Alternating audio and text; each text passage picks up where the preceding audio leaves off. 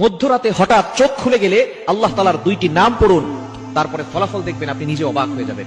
মধ্যরাত, এই রাতটা হচ্ছে রাতের শেষ অংশে যদি আপনার চোখ খুলে যায় তাহলে মনে করবেন আল্লাহ তাআলা আপনাকে সফলতার দ্বার প্রান্তে পৌঁছে দেওয়ার জন্য আপনার চোখটাকে খুলে দিয়েছে।